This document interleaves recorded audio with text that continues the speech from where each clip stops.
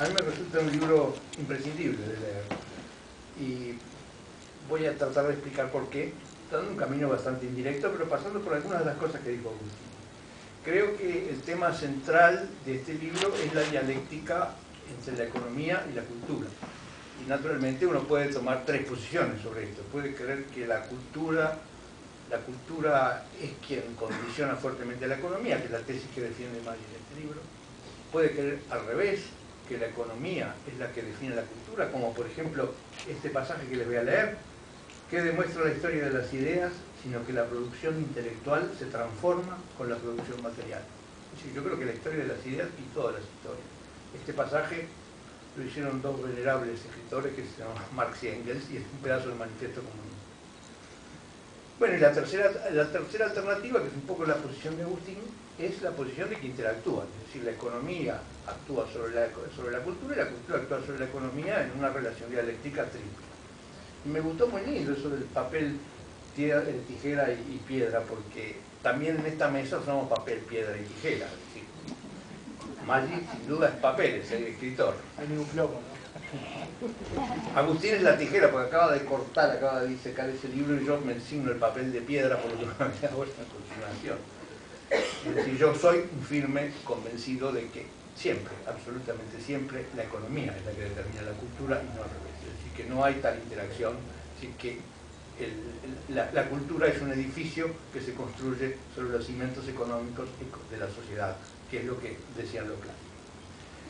Y para eso quiero empezar por poner un ejemplo, uno solo. Maggi pone muchos, y por eso es esencial el libro, por eso me resulta esencial el libro. Yo quiero poner el caso de Varela, que posiblemente lo que hizo Varela en el siglo XIX ha sido el cambio cultural más grande de este país. Entonces, bueno, ¿por qué Varela? Es decir, ¿por qué apareció un hombre como Varela en el Uruguay? Y yo diría, bueno, apareció porque apareció el Saladero. Y el Saladero apareció porque hubo una revolución en Haití. Claro que ahí me pueden decir, eso era la Revolución Francesa, pero no quiero entrar en ese punto. Aceptemos que la revolución de Haití desplazó las fuerzas económicas en América, hacia Brasil y hacia Cuba.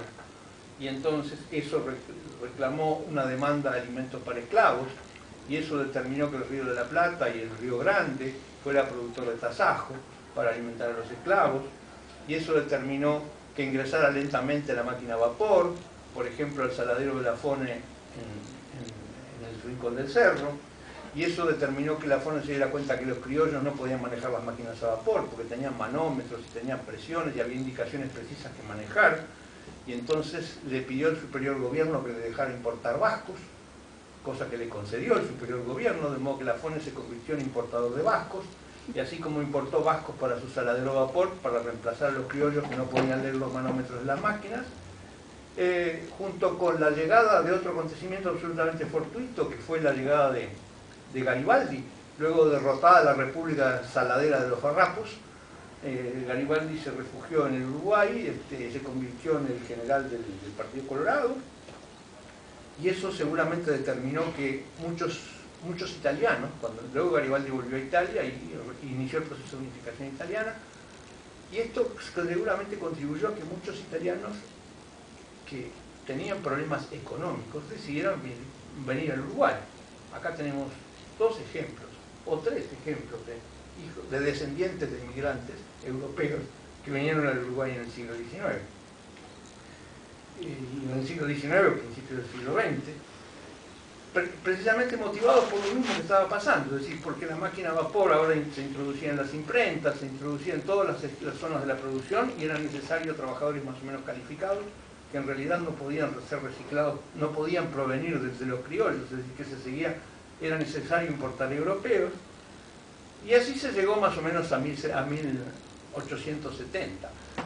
Además de eso, se había creado la primera fábrica de carne enlatada en el Uruguay, en el mundo, la primera fábrica de carne enlatada del mundo, en un pueblito perdido sobre el río Uruguay, en Fray Bentos, con lo cual también seguía exigiendo gente capaz de manejar las máquinas a vapor en todos esos campos, y eso determinó que finalmente se convencieron. Hubo un grupo de criollos ilustrados que dijera, caramba, no puede ser que la única solución que tengamos sea traer extranjeros que no saben el idioma, que hablan mal nuestro idioma, que que tienen hijos, que vayan a saber qué idioma aprenden, es decir, si aprenden los hijos de los italianos aprenderán el cocoliche, hablarán una mezcla rara de cosas.